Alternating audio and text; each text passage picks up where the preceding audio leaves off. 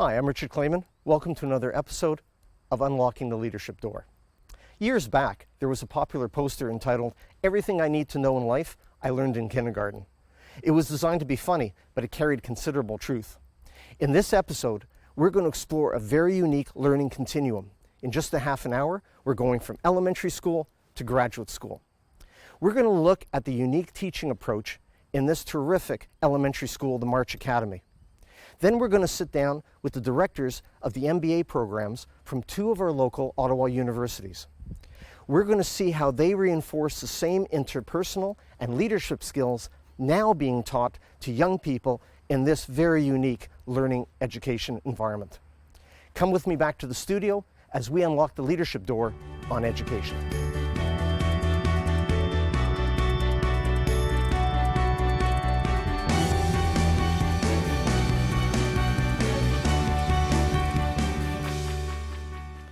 We're here now with Carrie Armitage, Principal Director of the March Academy. Carrie, welcome. Thank you for being with us. Thank you, Richard. Now, I went on the website, which is www.marchacademy.ca, and there was one statement I want to share with you. I'm going to read it so I don't make a mistake with it. And I quote, "Recognizing that education is not just about acquiring knowledge, students will develop and expand their communication, interpersonal, and organizational skills." Now, I'll tell you, that is somewhere where companies spend a ton of money, but not at the ages of grades 1 to 7, but at 20 and 30 and 40 and 50 years of age. We know that organizations do that. So how critical is it to be teaching those foundation skills at such early ages? I'm going to say it's essential, and we really do emphasize that we teach the whole child. Again, it's not just teaching math or just teaching reading, we teach the whole child. And part of that is teaching the soft skills, the things that probably aren't as evident in the classic curriculum, the interpersonal skills, teaching them to be good team members, to be respectful, to listen. I've seen MBA students, I've had a lot of interaction with MBA students through the city, and one of the things they're afraid of, terribly afraid of, is networking. Yeah. And so even though it's not part of the curriculum, the course, we actually give tips on how to network. When I came to your school, your students came up, introduced themselves, welcomed me to the school, made sure I could move around it. Tell me about that process, because I sometimes don't see that inside companies. It's part of our sort of corporation. It's part of what we do. Our kids, right from the very beginning, your DNA. Our DNA, right from the beginning, know that when somebody new comes into the building, that it's their responsibility to welcome you. If we had an event or an outing that, or an event where parents were coming in, they recognize that it's their responsibility to make their parents feel welcome, that their parents are their guests. One of the things that we do, and I would tell this to industry, if you want it to be really good in developing soft skills, one of the things that I would highly recommend is starting a choir, because believe it or not, a choir. The things that they learn in choir probably are the best foundation for all of the soft skills that we teach. So choir isn't about singing. Everybody in our school has to be part of the choir, but it's not about singing. Choir is 90% about listening, that you have to be able to blend your voice with the people around you. You have to be able to follow directions from a leader. You have to be able to think on your feet and to be able to adapt to what the director's the direction that you're getting. I have kids who are severely attention deficit who can stand for 40 minutes and follow a choir director no problem. That understanding of themselves and being able to follow that kind of direction and to interact with the people around them. And I think bottom line too, that in a choir that you're giving of yourself to somebody else, and that sort of is something they're thinking outside of themselves and recognizing that they have a performance skill that's going to be given to everybody else. It's a great example. And just to continue on the choir thread, they had a chance to sing with someone very special, didn't they? They did. We sang with Chris Hadfield on Music Monday just at the beginning of May here, which was wonderful. Here, it was incredible. But we sing all the time. We sing for seniors, and when they're singing for seniors, they have that opportunity to go out and to speak to seniors as well. And seniors are very loving and forgiving, and they help them develop those networking skills that are so key maybe later on. Yeah. Some people might find it kind of odd that we would talk about the training or the development of future business leaders at the MBA level, not that that part's odd, but then mix it with the development of skills at the elementary level. But there are such parallels. I think if I matched my soft curriculum to an MBA curriculum, it probably wouldn't be so different. It's scaffolded, it's at a different level, it's at an entry level, but if that's where we start, I don't think you start building those skills when you're 25 or 26 and starting an MBA. You start them when you're 6 years old or 7 years old and you're just entering school and have to deal with a bigger grouping than just your family. It's, I want to find out from your experience, when you talk with young people, because you've got different ages, what are some of the hardest skills to instill in young people? Perseverance. We spend a lot of time working on perseverance. We run as a school, and we don't run because for the exercise component of it. If you do run, you know that you run in your head, that it's your body wants to quit after the first 100 yards. It's hard, let me out of here. Why are you doing this? It's hot. But if you can train yourself to sustain and to know that, okay, I need to get to the next corner, I need to get to the next lamppost, and we use the sort of the metaphor of running to help them to develop some of their perseverance skills that they want to quit so quickly and so easily, and it's our job to walk them through that and to make sure that they have task completion, a little stick-to-itness. 2013 marks the 10th anniversary, I see here, of the March Academy. It's posted, and the reason we wanted to talk with you, it's posted some incredible successes in terms of children coming through and how they've developed and how they flourished. When you speak with former students, what are you hearing when they go on in life? What are you hearing that they remark on as to their watershed events or things that they've learned that really have made a difference to them? That's a tough one to answer that. I am thrilled with how well on a whole that they've done and how many different areas they've kind of explored and their many successes. I hope when they think back that they remember that we focused on being kind to each other and to being respectful to each other, because I think basically that's what it all comes down to. Well, I'll tell you, in almost every episode, the words teamwork and collaboration come up, because in business and organizations today, you can't be a lone ranger. And in every situation, your words came out exactly.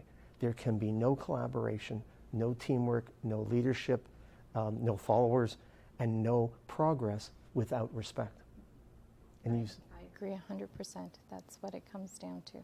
And again, I think it's one of those things where I don't know that you teach respect, but you teach the components of respect, and that if you put those into place, then the respect will follow.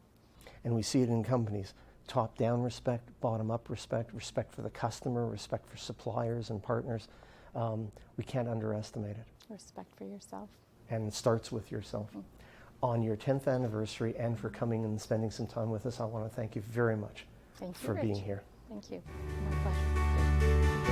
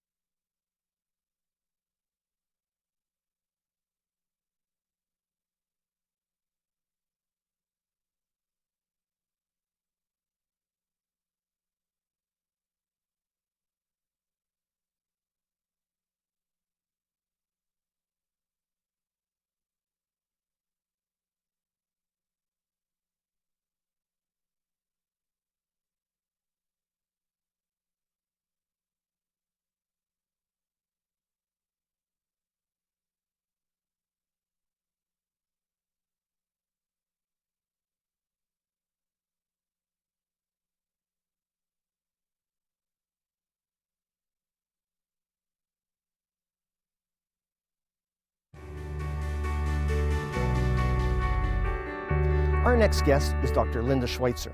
She's Associate Dean of the MBA program at Carleton University's Sprott School of Business.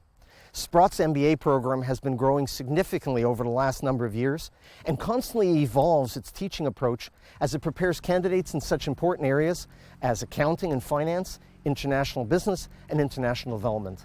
Come with me now as we're going to sit down with Linda and explore her insights as to what organizations and businesses look for in the skill sets of graduates today. Linda, thanks for being with us today. You're welcome, Richard.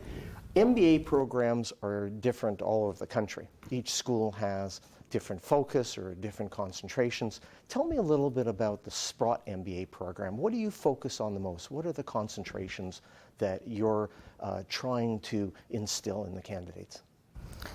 We start with an integrated core that covers all the basic domains of business, and that's really important. And you find across Canada, the integrated core is quite similar from program to program. Once the students finish that, it's about half of the program. Once they finish the broad, integrated, intensive core, we then move them on to a concentration. And the concentrations we offer are in financial management, management and change, international business, and international development management. Now, you've explained a number of the concentrations that are in the Sprott MBA program. Certainly there must have been some skills and knowledge pieces that you've had to introduce over time and evolve them. And what are the biggest changes, the biggest additions you've seen introduced into the MBA program to try to prepare graduates for the business world? The biggest changes we've made have been to our MBA skills workshops.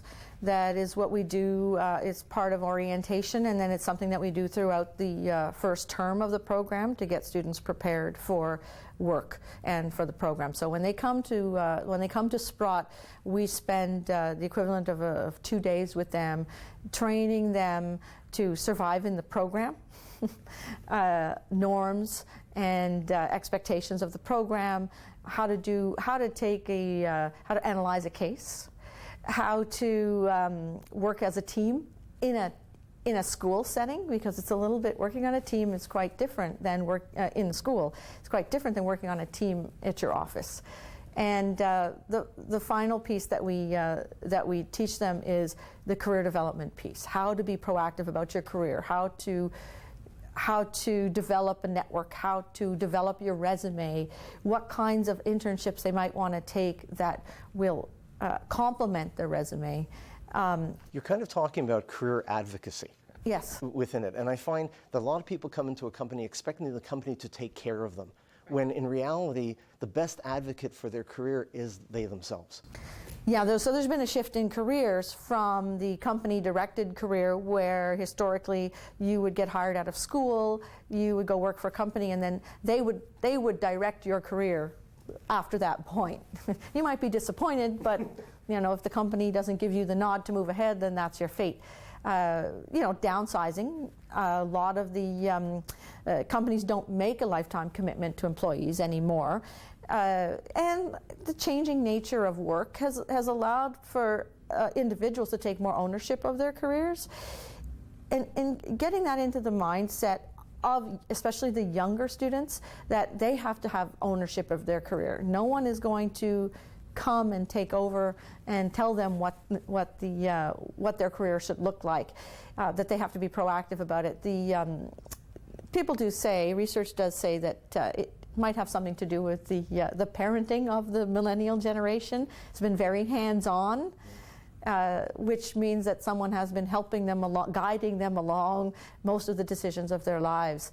What happens when that hand of guidance is when removed? it comes to your career, perhaps your employer is not the best one to hand that responsibility off to wholeheartedly. Yeah.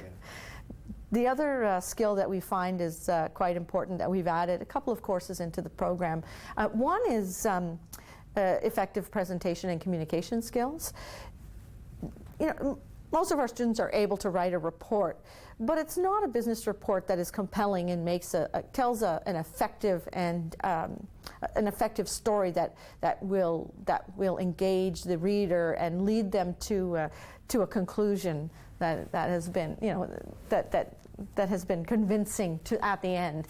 And so we've introduced a course that allows them, it's case-based, that allows them to do business analysis, write up an executive summary of what they think the problem is and what they think the solution should be, and then train them in presentation skills. So how do you stand up in front of the room, including the visuals, what information needs to be imparted, what's effective and what's not effective, so that you can, in a short amount of time, make a compelling case and win over an audience. You mentioned before networking skills, and I've been in business events like you have, where you've seen experienced people kind of act like wallflowers and very uncomfortable and not sure how to, as they say, work a room. To get around to talk to people and to talk about things outside of what they know and what they're comfortable with. What are the most challenging skills or abilities that you've seen the school have to instill in MBA graduates? What's the hardest things to teach? The hardest thing to teach is interpersonal skills, without a doubt. The ability to, we teach managing diversity, managing conflict, but the ability to actually deal with conflict when it arises is something that you have to experience over and over and over again to hone your skills. So we teach the fundamentals, we do simulations, we have a lot of role playing, but ultimately you have to learn how to manage diversity and how to manage conflict. You do get some hands-on experience in the MBA program itself, because we do a lot of team-based projects, and I guess the most difficult thing is having the students apply what they're learning in the classroom to those situations while they're also studying. They're so focused on pedagogy and their assignments and the work that they have to do. It's a very challenging program that getting them to take one step back from the coursework and apply those kinds of things to the program itself is a challenge. Linda, it's been a pleasure having you on the program today. Thank you very much. Thank you very much for coming.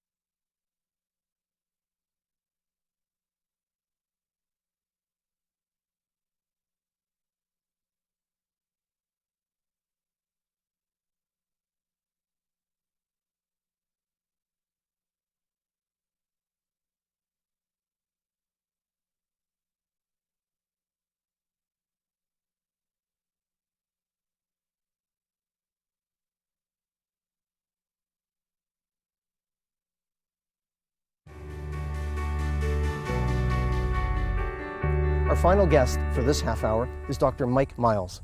Mike is the director of the MBA program for the University of Ottawa's Telfer School of Management. He teaches in the MBA program and the Executive MBA program. He consults internationally, and he also does corporate training through Telfer's highly regarded Center for Executive Development. Mike is going to share with us his insights into the importance of being able to lead and work within a team structure, and also what organizations can do to really maximize their talent development efforts. Let's sit down with Mike. We're here with Dr. Mike Miles, Director of the MBA program at the University of Ottawa's Telfer School of Management. Mike, wonderful to have you with. Thank you for being here. Great to be here. I know that the University of Ottawa, especially the Telfer School of Management, works very hard to stay close to the local companies and institutions that support it and support the students. Yeah, we do. I'd like to explore with you just how you're staying close to them, some of the things that you're doing, and what are they looking for in terms of skills from business graduates? That's a great question. In fact, about 3 weeks ago, we had some focus groups. We went after two groups. One is we live in Ottawa, so we have a large public sector part of our environment. So we had one focus group of people that worked in a public sector kind of environment in terms of what are they looking for in terms of good management. And we had another group that was from more of a private sector, for-profit sector, asking them the same kind of question. Yeah. We do that every couple of years. Well, actually, we've been doing it once a year recently, because we have a lot of the accrediting bodies come through, and they require us to demonstrate connection to the environment, or the business environment. But it's always been useful to sit down and talk with these people, because we've seen some shifts over the years in terms of what people are actually looking for. If you go back 5 years, 10 years, people were looking for the kind of skills that we may call the hard skills, finance, accounting, that kind of stuff. Most recently, the group that we had a couple of weeks ago, huge shift. People are really interested now in students, graduates, that can demonstrate soft skills. They have good customer skills, influence skills, the ability to sit down, listen to somebody, get what they're saying, take a message, influence them around the message, and be influenced themselves around the message. So soft skills, influence, strategy, systems thinking, being able to take an issue and then see the broader context within which that issue sits, and then be able to speak back and forth between up above and down below in terms of the big picture and the small issues. So that'd be a shift, I would say. Are there particular skills or abilities that they are seeing even within their own workforce that are terribly lacking? That have not adjusted with the changing conditions. Exactly. We asked exactly that question. What do you see? Listening, the ability to effectively listen, which means not that I listen with an agenda going on in my mind, but I listen to figure out what your agenda is, and then see if I can match what's going on in your mind. That's a critical element of negotiating. Oh, yeah. True negotiating. Oh, sure it is. And it's a critical issue around influencing as well, which is what one of the other things they said. They want people to be able to influence others, but not from their own agenda point of view, but from a mutual agenda point of view. And that was really, really clear. That's a shift. There's no question at all. The soft skill, moving in the direction of the soft skills, big shift. You've been integrally involved with the MBA program as it's changed, as it's evolving. What have you found in your experience to be some of the hardest skills to instill in tomorrow's future leaders?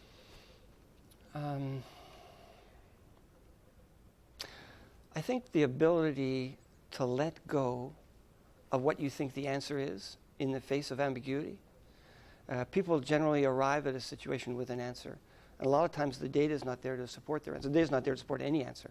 So they have to figure things out in the face of ambiguity. Now, one of the exercises we've talked before, and one of the exercises you use in your high-performance team development program is an exercise called Stop, Start, and Continue. Right.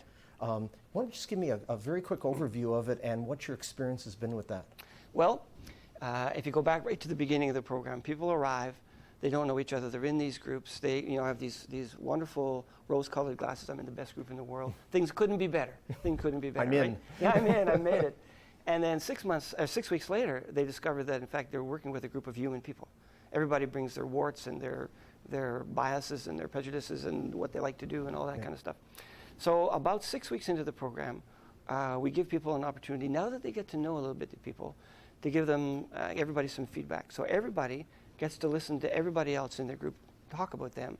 And we ask people to talk about a minimum of 3 things people should stop doing, a minimum of 3 things they should start doing, and a minimum of 3 things they should continue doing, because everybody does good things too. Now, continue doing is a compliment. It is. You do this well, I want you to Please continue to do this. We don't want to lose this. Right? Start can be a backhanded compliment, because you could be standing on the sidelines and I wish you'd start doing something, or we see the genesis of some wonderful contribution there, but you're not doing it. Or we see you doing it every now and then, but we want to see you start doing it more. Yeah. And But the the stop part? Stop doing is, let me tell you what's getting in the way here, buddy. And it's really useful to get that feedback. But it's interesting, after a couple months of working together, just a couple months, I understand that there's absolutely no problem finding a couple things that each person would like the other person to stop. Sure. But in companies where we don't work a couple months together, we work a couple years together, Very few companies, I find, have a start, stop, and continue kind of interpersonal performance appraisal. You know, it's fascinating. We have, as you know, an executive MBA as well. And the executive MBA, in that program, the structure is they work every Friday and Saturday, alternating Fridays and Saturdays. Yeah. So they get the stuff on Friday. On Monday, they're back working. And after the stop, start, continue, I would say a minimum of 50% of those people are taking that tool back into their performance management system and saying, hey, listen, take that paper stuff, put it away. Have I got a deal for you? It's really, really, it's been picked up by all kinds of companies here in Ottawa just because it's so simple and it's so straightforward, it's honest. You mentioned before the EMBA, the Executive MBA, Yeah. and you're associated with that, and you run that out of the Telfer Center for Executive Development. That's right, over in the World Exchange Plaza. Yeah, I know that the Center of Development does other things. It actually does corporate training, Yep. and I know that they've had more and more companies come to them. That's right. So we've talked in some of the other episodes about corporate training, the high cost of corporate training, and Yep. the kind of hit and miss approach that sometimes companies have, and the lack of positive results that they sometimes get. Yep. What's motivating more and more companies to come to a Telfer Center for Executive Development, for example, for their management or executive training? Well, I guess there's a number of things. As a sole provider of service, I would go and I would try to sell you as a client on the services that I have, the skills that I have, and you may be able to get some feedback in relation to those, but it's still one-on-one.